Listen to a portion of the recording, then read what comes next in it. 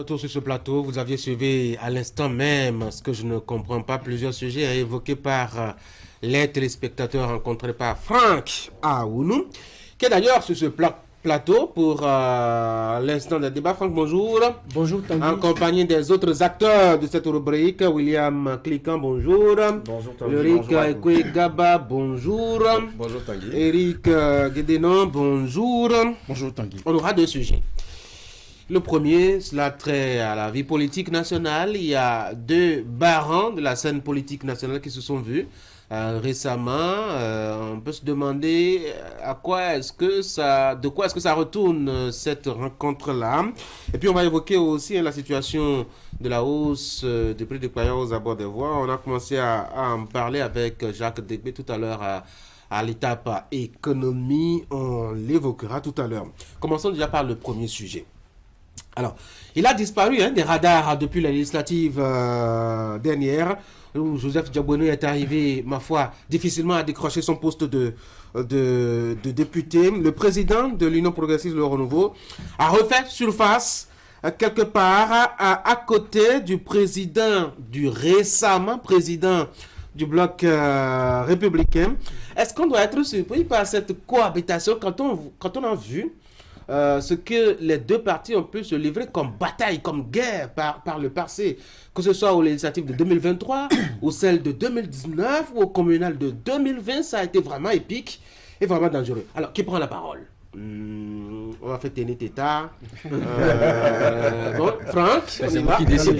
Je suis souvent c'est moi qui décide. Ah oui, je pense que ça ne devrait pas... ça ne devrait pas donner lieu à des débats outre mesure, de voir deux hommes politiques, deux responsables politiques ou deux responsables de partis politiques s'entretenir. Parce qu'au-delà de la politique, eh bien, les partis politiques peuvent se voir et se prononcer sur des sujets qui ont trait à la vie quotidienne des populations. C'est ce qui devrait être même. Mais comme vous l'avez dit, nous avons vu deux partis qui se réclament tous en tout cas soutenant les actions du chef de l'État, mais qui se livrent une guerre sur le terrain, impitoyable sur le terrain. Vous écoutez des déclarations, vous écoutez les stratégies qu'ils mettent en place, l'un passe, l'autre repasse tout de suite pour gâter tout ce qui a été fait, ainsi de suite. Lorsqu'on les revoit ensemble, on se pose des questions justement. Et lorsque j'ai lu un peu dans la presse les spéculations faites par les confrères, parce qu'on n'a pas invité forcément la presse à suivre les discussions. Et donc, les spéculations qui ont été faites, c'est qu'on a réglé les différends. Ça veut dire qu'il y avait des différends qui existaient. On a réglé des différends pour désormais se donner la main. Mais j'attends de voir la suite. Mais pour l'image, l'image qu'on a présentée, le BR à côté de l'UPR et Joseph Diabono à côté de Biotchane, ce n'est pas une mauvaise image. William? Pas une mauvaise image, je suis d'accord, mais quand je vois deux partis de la majorité présidentielle, je ne vais pas dire contraints, mais amenés à discuter, c'est vraiment qu'il y avait de quoi discuter en réalité. Mais j'ai toujours trouvé d'abord que ces partis que nous avons qualifiés à raison de siamois, parce qu'ils soutiennent le même chef d'État, j'ai toujours trouvé leur cohabitation un peu dangereuse, même si c'est des noms qui ne sont pas nouveaux dans l'histoire politique du Bénin. Avant la conférence nationale, l'Union progressiste a existé, c'était même un des premiers partis politiques, sinon le premier parti politique de l'histoire politique du Bénin. Le bloc républicain a également existé dans l'histoire politique du Bénin avant la conférence nationale. Vous voyez, le progressisme en politique, c'est la gauche. Okay? Les républicains sont de la droite. J'ai toujours pas compris comment un seul chef d'État est soutenu par deux courants idéologiques politiques différents. Peut-être parce qu'il a une politique qui va dans les deux sens, peut-être. Qui a les deux jambes, l'une dans la droite, c'est-à-dire dans la social-démocratie et l'autre dans le capitalisme pur et dur. Mais pour dire qu'en réalité, la façon dont ces partis politiques ont été constitués déjà posait problème. Et leur fonctionnement jusque-là, sans démocratie à l'interne, des statuts qui ne sont pas forcément exécutés. Qui vous dit qu'il n'y a pas de démocratie à l'interne? Ils n'ont jamais fait le congrès pour élire un président. Changer quand même de tête. Changer de tête par quel mécanisme? Est allé à une consultation qui a investi désormais Biotchane. Combien de personnes ont fait la consultation et comment est-ce que c'est devenu? Souvenez-vous des remous.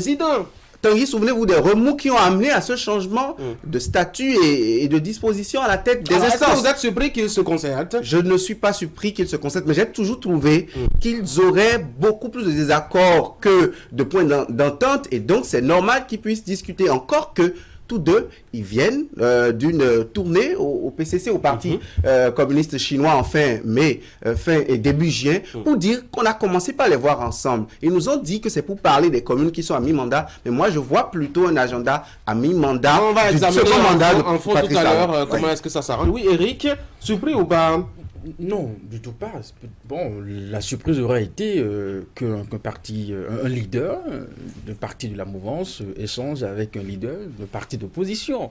Alors nous avons en face de nous deux partis politiques qui accompagnent les actions de chefs de l'État. Ils se connaissent, ils se côtoient et tout ça.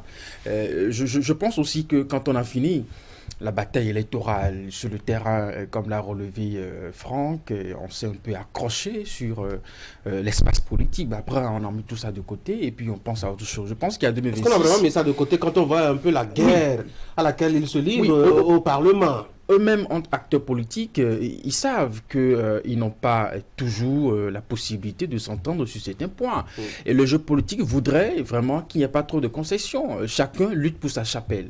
Mais cela n'exclut pas que pour des rapports de bon voisinage, qu'on puisse, entre leaders, se rencontrer puis échanger. Alors, ce que j'ai pu remarquer dans le communiqué qui a été rendu public, ils ont échangé sur la vie des communes. Nous avons deux partis politiques qui contrôlent justement la majorité des communes, cela les intéresse, mais je pense que quand deux leaders politiques se rencontrent, il y a forcément un autre aspect qu'on ne dévoile pas. J'allais dire, quelle est l'actualité qui oblige à se concerter, l'actualité au niveau des communes, qui oblige à se concerter aujourd'hui au sommet des partis? Vous savez, c'est assez intéressant de voir Joseph Diokbenou et Abdoulaye Biachane ensemble, parce que ce sont deux partis qui se disent de la majorité présidentielle, qui a priori soutiennent tous les activités du président de la République, mais qui sur le terrain se donnent à un combat acharné et sans merci. Et vous savez, la politique, c'est l'arène dans laquelle... tous les jours se font et se défendent. Et on ne devrait pas être étonné de voir aujourd'hui Abdoulaye Biachane et Diokbenou ensemble, tout simplement parce que, vous savez, quand les intérêts vont de pair, il faut savoir faire également des conciliations. Aujourd'hui, l'enjeu n'est plus les élections communales, les élections législatives. On sait que l'enjeu, c'est beaucoup plus 2026. 2026 s'approche à grands pas. Et ces deux partis de l'opposition de la mouvance, ont vu un peu le jeu de l'opposition pour les dernières élections. On a constaté, parce que, vous l'avez bien dit tout à l'heure, Fifame Diokbenou a eu des difficultés pour se faire élire dans son propre centre de vote. Déjà, vous avez constaté que entre le BR et l'UPR, il y a un combat acharné. L'opposition est rentrée dans le jeu. Et vous avez vu un peu les résultats du Parti des démocrates. Ce qui veut dire que la mouvance a aujourd'hui, la majorité présidentielle a aujourd'hui intérêt à travailler ensemble. Et travailler ensemble, moi je vois aujourd'hui deux blocs, deux partis plutôt, qui veulent se mettre ensemble. Mais est-ce qu'ils répondent aux mêmes idéaux? Parce qu'il y a un autre aspect qu'il faut prendre en compte. C'est que la question des idéaux peut se poser. Oui, ça peut se poser tout simplement parce que nous savons très bien qu'à la veille des élections, que ce soit pour les législatives ou que ce soit pour les communales, on a vu des départs des deux partis. Il y en a qui ont quitté l'UPR pour l'UBR, il y en a qui ont quitté l'UBR pour l'UPR. Oui, tout simplement parce qu'ils se sont plus retrouvés en conviction avec le parti maire. Et maintenant, les voilà qui se retrouvent maintenant encore en synchronisation. Est-ce que cette synchronisation sera vraiment franche et sincère? C'est la question que nous allons nous poser. Justement, sur la question de qu'est-ce qui fait autant l'actualité dans nos communes pour nécessiter la rencontre au sommet des partis. Moi, mais je ne vois pas véritablement la chose. Alors, vous l'avez relevé tout à l'heure, c'est tellement qu'entre-temps, M. Diokbenou, qu'on n'a plus vu véritablement, pour faire son retour, il fallait mettre ça dans un agenda un peu classique. On l'a vu, peut-être qu'après, on aura encore d'autres rencontres où on le verra, où on veut aborder certainement un agenda politique, et puis on a mis ça sous couvert. On a mis ça sous couvert. Justement.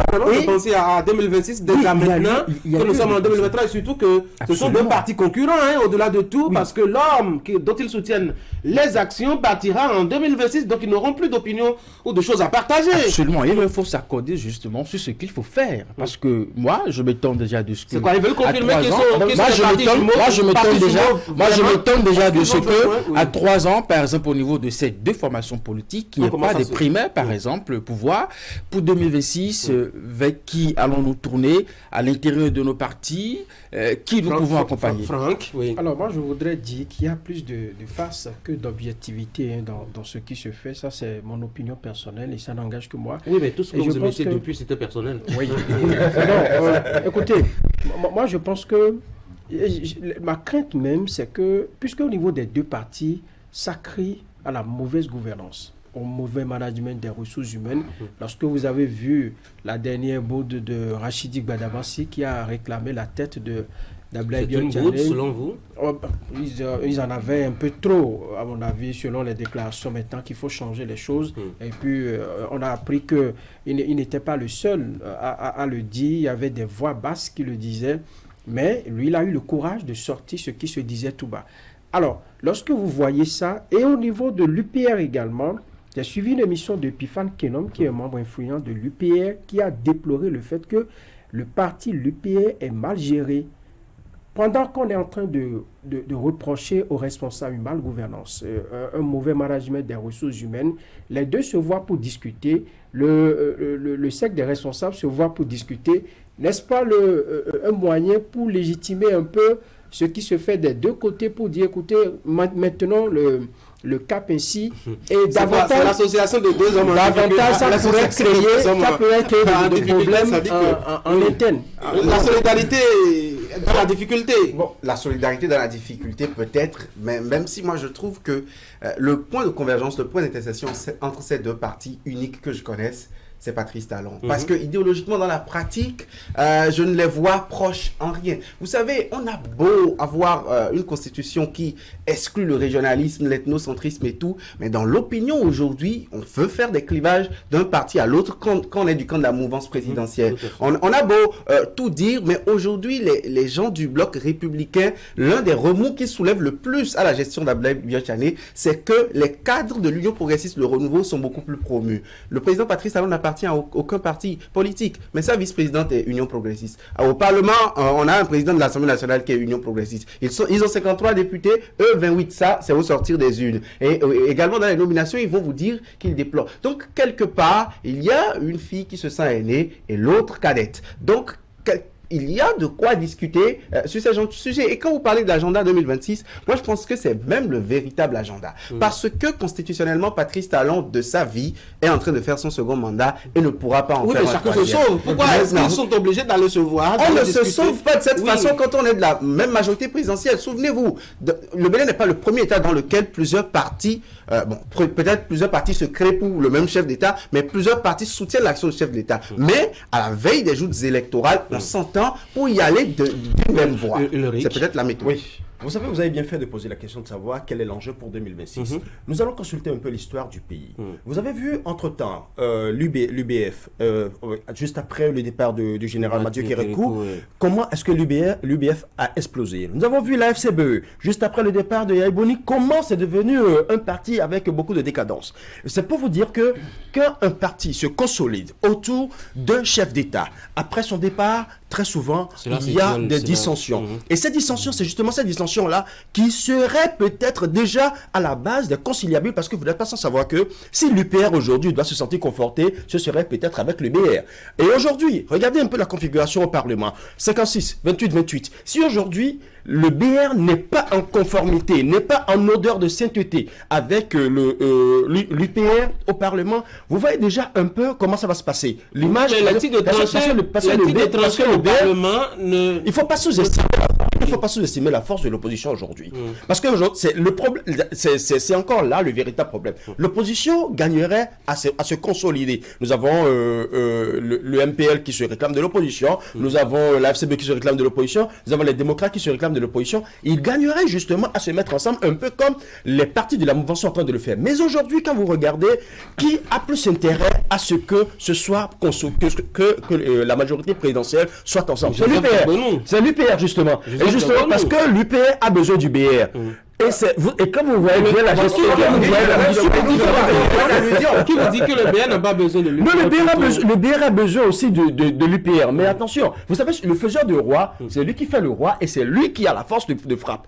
Si déjà tu te positionnes dans la position de celui qui veut être roi, c'est que c'est toi qui as besoin du faiseur du roi. Et c'est ça justement. Du Bénin, ce que j'ai envie de dire rapidement, c'est que cette histoire nous rappelle que les partis politiques n'ont jamais donné de dirigeants au Bénin depuis le renouveau démocratique. C'est d'ailleurs Et donc, la responsabilité ça, partisan doit oui. accoucher de ce que si ces hommes-là bien bâtis dirigent de si grands partis, qu'ils puissent quand même promouvoir la succession après Patrice Talon. Bon, Eric, C'est peut-être justement pour finir avec ce cycle que les deux leaders se sont vus. C'est tellement pour nous désigner un candidat commun. Parce qu'on dit souvent que toutes les élections ne se ressemblent pas. Enfin, ce que nous avons observé en période électorale pour ce qui est des législatives peut ne pas être forcément le cas pour les élections générales qui viennent. Et donc ici, les deux partis, je n'ai pas envie de dire ont l'obligation, mais ont la logique. vous pensez vraiment qu'ils vont y arriver On là? la logique de se mobiliser autour d'un candidat de la mouvance, comme ce fut le cas en 2021. Et donc, ici, je ne vois pas, ils sont dans la même bataille, ils sont dans le même plat. Parce qu'il leur faut désigner, il leur faut combat pour l'instant. Parce il leur faut trouver un candidat. Il se peut qu'il ne soit plus dans le même combat. C'est ça, parce que le chef de l'État,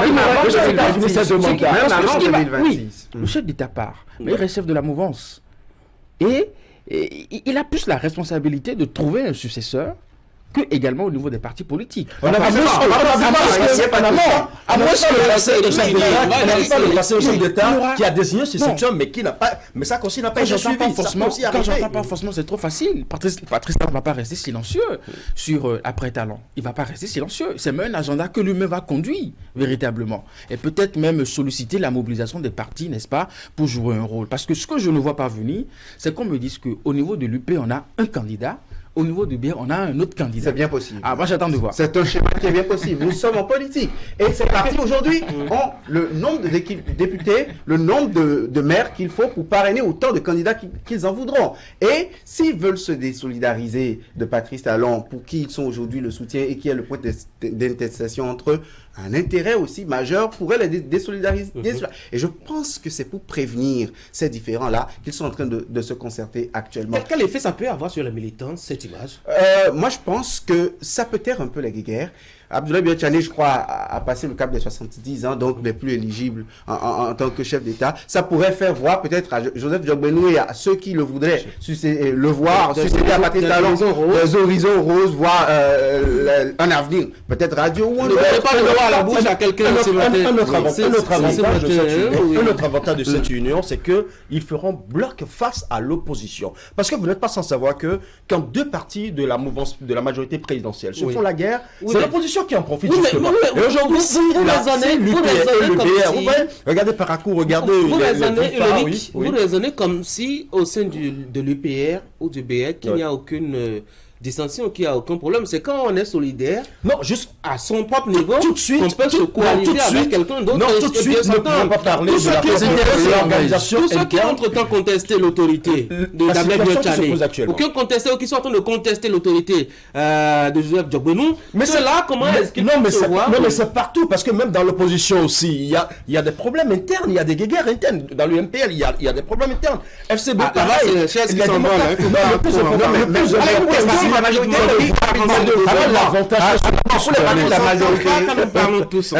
très rapidement, pour les partis de la majorité, je crois que tant que Patrice Talon sera là, qu'il y ait guéguerre interne ou pas, les gens se plieront parce qu'ils font allégeance au maître. C'est clair. Oui, vous êtes sûr que la fidélité sera comme ça, intacte jusqu'à la fin de 2026? Bon, ça, j'en sais rien. Il faut poser la question. Allez, il y a aussi une idée. N'oublions pas qu'il y a une idée qui est que Patrice Talon reste toujours le chef de la mouvance. Et donc, il y a ce droit qui lui revient d'avoir un regard, bien entendu, sur ce qui se passe au niveau de ces partis politiques. Le regard, mais pas le contrôle tout le temps. Je ne vais pas parler de contrôle. Oui, le regard, d'accord, mais pas le contrôle. Allez, une dernière question, rapidement, le temps de boucler cette affaire. Est-ce que c'est possible que les deux partis se fusionnent? Franck? Moi, c'est pas évident. Pourquoi? Parce que, non, c'est pas évident. Et même lorsqu'on évoque la question de les deux partis soutenir un candidat en 2026. Je ne vois pas venir du tout.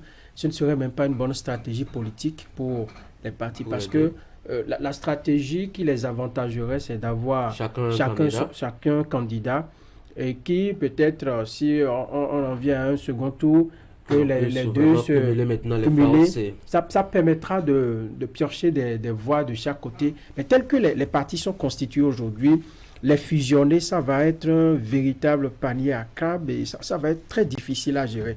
D'abord aujourd'hui, tel qu'il y a scission, c'est compliqué de gérer les cadres du parti en interne. Imaginez-vous si on met les cadres de l'UP et du BR. Il y en a qui ne se digèrent pas et qui ont choisi chacun son côté. Et donc, on vient de les mettre encore ensemble, ça va créer plus de problèmes que nous en avons aujourd'hui. Et lorsque nous allons approcher même la date, enfin, les dates des élections générales, c'est que vous allez voir beaucoup de problèmes au sein des partis. Je me demande si Patrice Talon aura la poigne nécessaire pour gérer ces dissensions. Il y aura également des problèmes de positionnement. Je ne suis pas pour tel candidat, je ne suis pas pour tel autre. Et donc, pour la stratégie que nous observons, la méthode de gestion que nous observons, si on doit toujours imposer des trucs, si on ne doit pas donner la parole aux dirigeants, enfin au cadre du parti, ça va exploser un jour, comme l'avons observé un peu à la veille du départ de Koudoudi. Qui pour moi est essentiel que nous avons en face de nous des leaders qui sont un peu contestés au niveau de leur parti politique. Au niveau de l'UPR, j'ai entendu l'ancien député Epiphane Kenom crier sa frustration sur le fait que, voilà, au niveau de l'UPR, il y a tellement de problèmes. Il a fait savoir. Nous savons également qu'au niveau du BR, ce qui se passe. Donc, cette rencontre, c'est peut-être pour dire, bon, écoute, nous sommes forts, nous sommes toujours là. Un message à l'endroit de ces poches de contestation. Ben, écoutez, vous allez en souffrir, mais nous sommes là.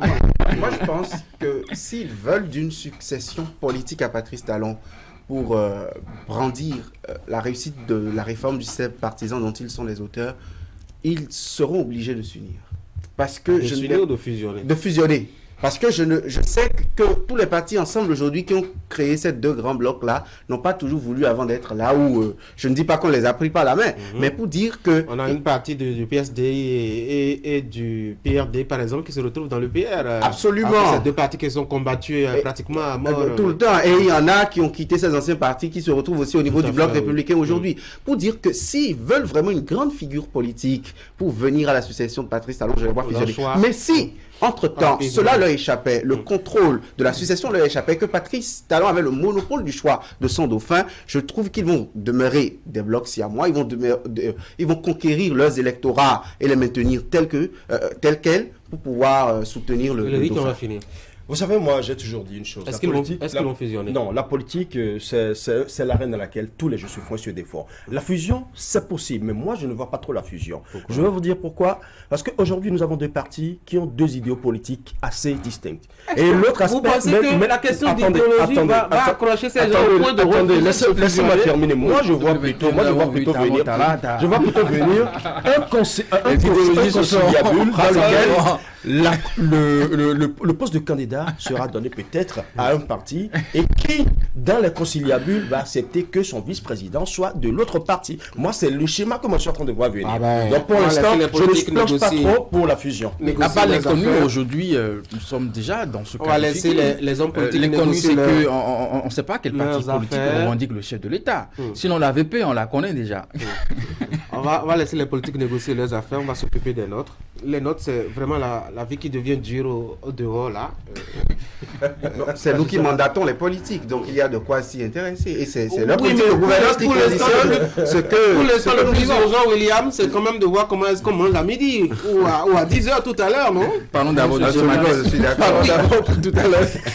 Parlons pour tout à l'heure. Allez, la hausse du prix du crayon est une opportunité vraiment là. Quelqu'un l'a dit quelque part à Porto-Novo, ça n'a pas beaucoup plu aux populations, Franck.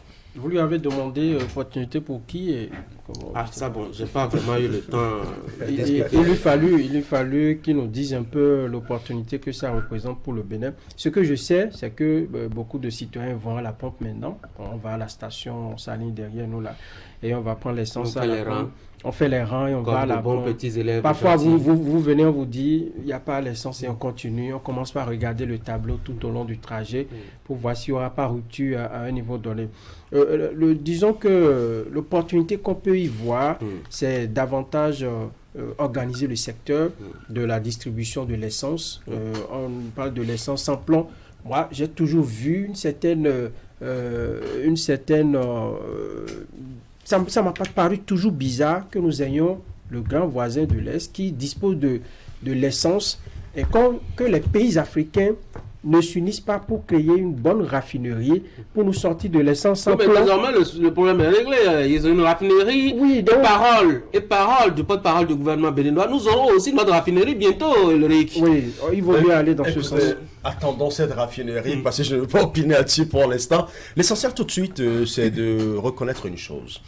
Depuis que le prix a grimpé au niveau de la contrebande, communément appelée Bayor, on a constaté que les Béninois sont devenus bons élèves. Ils vont facilement vers la pompe. Mais le problème, c'est que au niveau de la distribution, ce n'est pas encore très fluide. En quoi est-ce que ça peut être une opportunité? Non, c'est une opportunité en ce sens que vous savez que très souvent, on dit qu'il faut créer des stations-service et tout ça pour pouvoir alimenter le pays, mais ce sont des entrepreneurs, ce sont des promoteurs des promoteurs de sociétés qui payent des redevances à l'État. Et en les payant, il faut aussi, ce sont des commerçants après tout, il faut aussi qu'ils fassent leurs enchères. L'autre aspect, c'est que nous gagnerons à mettre de l'argent là où le fisc pourra faire les dividendes pour que les retombées reviennent encore à la population. Mais quand ça va dans le Bayor, est-ce que vous êtes sûr qu'on suit réellement le flux de l'argent? Non, c'est pas possible. Mais c'est la part des Béninois. Non, de toutes les façons, ça va au Nigeria, on connaît ça. On n'a pas besoin de tourner par 4 chemins pour savoir comment ça fonctionne. Donc, aujourd'hui, on permet à des Béninois, à des entrepreneurs, que ce soit Béninois ou étrangers, on permet à la pompe de fonctionner, de payer les redevances de l'État, et en même temps, nous connaissons le prix depuis très longtemps. Aujourd'hui, il faut que les Béninois aillent vraiment à la pompe. Seulement, le bémol ici, c'est de demander, parce que même le prix à la pompe, il est subventionné. Il faut qu'aujourd'hui, que le gouvernement nous accompagne dans ce sens-là, parce que nous ne le réveillons pas, mais nous attirons son attention là-dessus, parce que la population souffre déjà assez. Il ne faudrait pas qu'en allant à la pompe, que du jour au lendemain, nous soyons surpris de constater que le prix à la pompe aussi a la perche que tend Ulrich. Vous voyez, si on se voile la face et qu'on ne se regarde pas droit dans la glace, on risque de la recevoir comme une bombe en plein visage. Vous voyez, si à cette allure, les hydrocarbures pas transit normal sont subventionnés et que l'opportunité pour nous, c'est de faire des emplois maintenant formels, de donner des dividendes fiscaux formels au fisc pour que le Bayor n'échappe plus au transit fiscal, mais écoutez, à côté, c'est qu'on a les moyens de notre politique pour résister à la subvention. Parce que imaginez que le coût passe à 750, à 800 à la pompe. Alors que dites-vous, ça va aller au-delà. Hein, parce que si on était déjà autour de quoi 350, 400 francs CFA, oui, et que ça va à 600, 800 francs CFA, si on est à 650, dis donc, on est au-delà du 1000. Hein. Vous voyez, donc là, je trouve que c'est tout le paradoxe. Et moi, je pense que c'est moins d'opportunités actuellement, à moins que nous fassions assez d'investissements dans le secteur des hydrocarbures. L'opportunité, j'ai envie d'avoir en face des arguments. Je ne vois personne évoquer la question des énergies renouvelables. C'est quand même curieux. Hein? Il faut quand même songer à cela pour un peu laisser se reposer notre... L'électricité, vous savez que même dans la mobilité urbaine, même pour l'électricité actuellement, vous savez que les petites coupures sont revenues récemment, elles sont reparties actuellement, on ne sait pas, c'est pas le prochain retour. Est-ce que vous avez vu déjà une stabilité assez rassurante sur la fourniture continue? Je ne parle pas de la disponibilité, la fourniture continue du service électrique. Et aujourd'hui, quelle électricité consommons-nous? Celle du carbone ou de l'énergie propre? Posons-nous les questions écologiques. On va changer de sujet. Ah non, on a même épuisé les sujets aujourd'hui, les gars. Je dois vous libérer. C'est une bonne chose. Ah tiens, il y a une innovation qu'on doit affecter désormais à la rubrique « Ce que je ne comprends pas ». Franck, vous êtes là. Dites-nous de quoi ça va retourner prochainement. Oui, alors nous avons... des téléspectateurs qui nous ont joints, des amis qui nous ont appelés pour dire mais nous sommes à l'extérieur, comment est-ce qu'on peut nous dire ce que nous ne comprenons pas dans notre pays? Nous avons un droit de regard également dans tout ce qui se passe. Et la formule trouvée pour le moment, je veux bien compter sur le sens de responsabilité des citoyens qui le veulent, c'est de nous envoyer de petites vidéos dans lesquelles... à vous de censurer s'ils ne sont pas gentils dans leurs interventions. Oui, ça va être censuré, mais il faut qu'ils fassent également preuve de responsabilité en disant les trucs avec les mots justes, en sachant choisir les mots. C'est très important parce que ce n'est pas bien aussi que vous envoyez des vidéos que vous ne retrouvez pas dans la rubrique. C'est comme si on va vous tasser après de tous les noms. J'ai dit ici, ils n'ont pas passé. Donc, qu'ils fassent preuve de responsabilité. Ils nous envoient la vidéo tout simplement à travers un numéro que nous allons communiquer, afficher désormais sur la rubrique dès qu'elle va voilà, dès qu'elle va passer. Et donc, même si vous êtes à New York, vous êtes en Espagne, vous êtes au Ghana, n'importe où, même au Bénin, vous êtes à Kaoubagou, ou en ville, vous voulez dire ce que vous ne comprenez pas, vous nous envoyez une petite vidéo sur le numéro qui va s'afficher désormais lorsque la rubrique passe. Et je crois que là, chacun aura la chance de dire ce qu'il ne comprend pas. Merci beaucoup, Franck, pour ces efforts d'innovation. On espère bien que ça va intéresser les gens et surtout ça va les aider à mieux s'intéresser, à mieux s'exprimer par rapport à l'actualité dans leur pays, autour d'eux, dans leur localité et dans leur existence. Bon, maintenant, je peux vous libérer. Hein. Ouais, donc, ce que je ne comprends pas, c'est que John Benoît ait rencontré Yabete. Voilà. Merci beaucoup. Bonne journée. Il faut l'enregistrer, hein, Franck. Il a quelque chose qu'il ne comprend pas. Mesdames et messieurs, on va souffler. Le temps de revenir par ici, prendre notre invité. Il s'agit d'Edmond Sadonou. Il est promoteur d'une structure qui facilite le voyage au Canada. Mais il y a quand même quelques soucis qu'il faut relever dans cette affaire donc, de voyage au Canada. De quoi s'agit-il? Élément de réponse avec notre invité tout à l'heure.